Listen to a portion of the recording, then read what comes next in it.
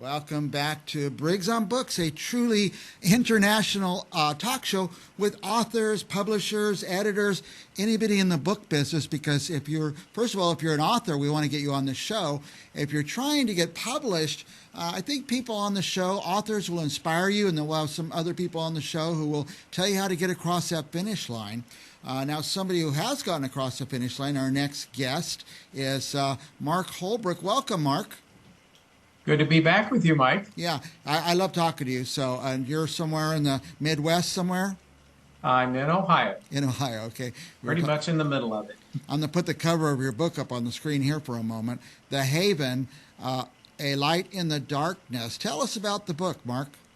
Well, The Haven, A Light in the Darkness is the story of a group of people who are dealing with a lot.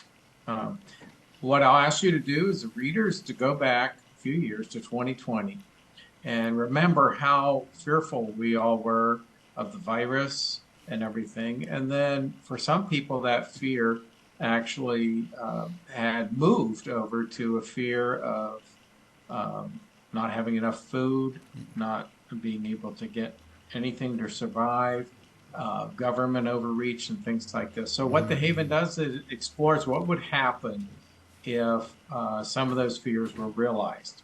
Now, the purpose of the book is not to develop any conspiracy theories or anything like this, but to explore the idea of what people do when they're faced with these major fears in their life, where there's real problems and the fear of running out of food and water, government overreach, and violence increasing, and things just literally falling apart. And it's a story of how these people, our main characters, are Mitch and Mary Harrison, and they, with their friends, learn how to cope with this fallen world. Yeah. Now, one good thing about your book is this is something that can really happen. You know, a lot of books you have to suspend disbelief and just accept, but we really went through it and we really faced it. You're absolutely right, Mike, and I think that's one of the things that makes The Haven so relevant for any reader, whether you like dystopian fiction, whether you're a person who likes Christian fiction, which this is, or whether you're somebody who just likes a little bit of adventure and action. It's real to all of us because we all went through it up to a point, and there's nothing to say that things couldn't get that way again. Yeah. I think one of our biggest fears is the unknown, when you just don't know. And exactly. And we had a lot of unknowns back in 2020 going into 2021. And it was a very stressful time. And I know for my wife and I personally, we dealt with it through using our faith, that all would be well, and that no matter what happened, that we'd be fine, one way or the other. Faith is all very good, believing in a higher power and et cetera, et cetera. But we had to have faith in other things, faith in government. And that's yes, we did. And The Haven explores what happens when that faith is displaced. Or misplaced, I should say, where perhaps our government maybe doesn't have our best interest at heart. Again, it's not about conspiracy theories. It's about exploring that avenue. And it's a realistic one, not only for us today, but it has been in the history of mankind, where some governments are good, some governments are not good. And so it's something to, watch out for, be aware of, and just be prepared. Now, whenever I read about the book, I read these little blurbs and clips about your book. It just sounds like a movie to me. Is there any thoughts of moving that direction? Well, it certainly would be fine with me to go in that direction. We're not exploring that yet. I'm still busy writing book number 2 in the series. Actually, The Haven is the first of a 3-part series. So still working on that quite a bit, but that's not out of the realm of possibility at all. Now, in real life, we had the COVID, my business was shut down. A lot of us were just out of business for a while. But in the end, it kind of resolved. We took our masks off. We're all back to work. Does it Haven end that way, or you have to wait for the second book and the third book to see what happens? Well, no, The Haven does not end that way. Okay. It doesn't resolve in The Haven at all. it just gets worse and worse and worse. I won't reveal the ending because um, that's something you want to experience in reading the book, but I will say that it doesn't end anything like it did for us in the last few years. Totally different ending. I'm getting a lot of emails from viewers now, and it's saying, ask an author this, ask an author that. Well, how long? I mean, it took you a while to write the book, of course, but from the period you finished writing it and you thought, man, I got to get to the next step, I don't even know how to do it, publishing this, that, and the other. What was that next period? What was the length of that period until the book Well, actually came out? right. It took 1 year to write the book, and then it took about 5 months to actually search out the best way to publish the book. You have a lot of options nowadays.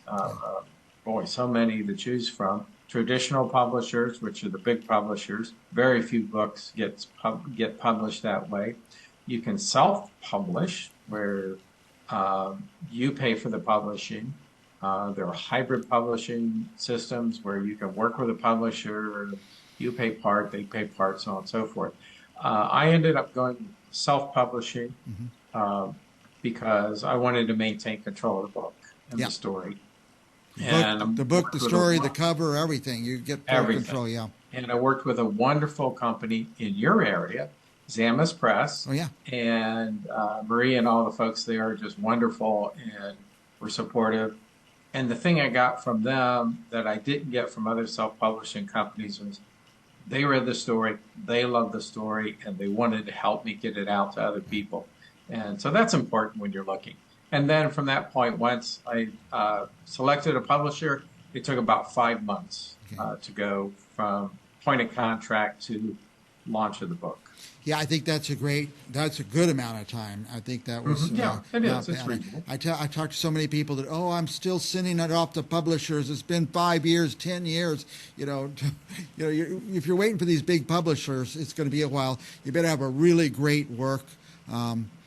So I think self-publishing, I've just heard great stories. I've also heard bad stories where people got a little taken advantage of. So you got to be careful. You can't, like anything else, there's good and bad in each industry, but the self-publishing industry, especially with technology and digital books now, and actually even digital printing where it's print on demand, a lot of people can get their books out published that couldn't have even considered it in the past. And really, more books are published independently, self-published, than are actually published by the big publishing houses today. Right.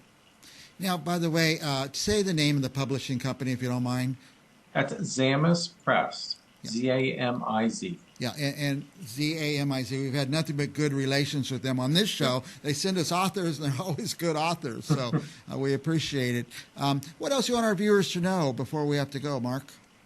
Well, I think what I'd like for you to know is that as we've talked at the beginning, fear is a big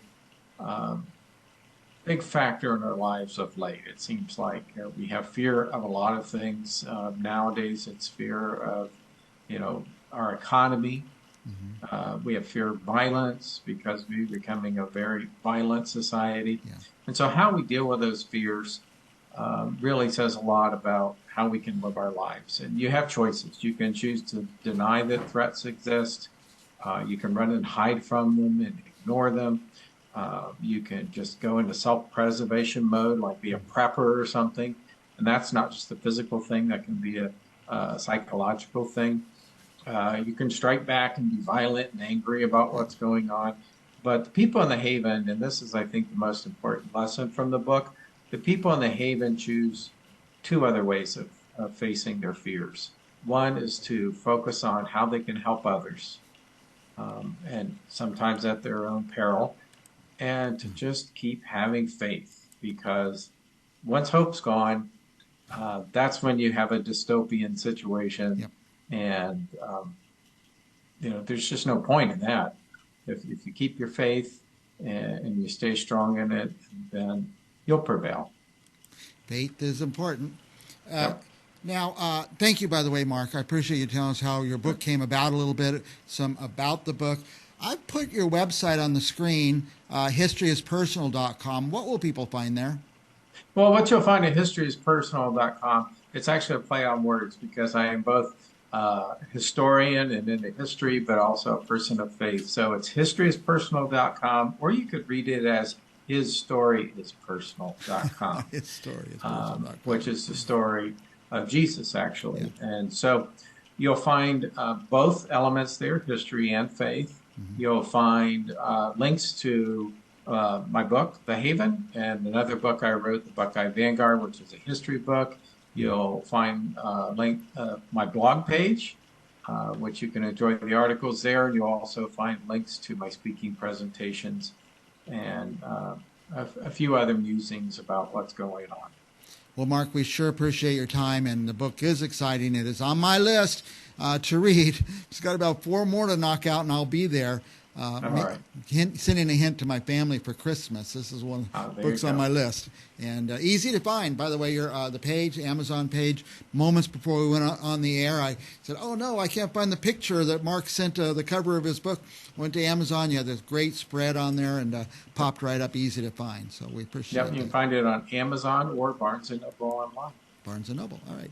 Thank you, Mark Holbrook. And we will be back with more authors right after this. Don't touch that mouse. We'll be right back.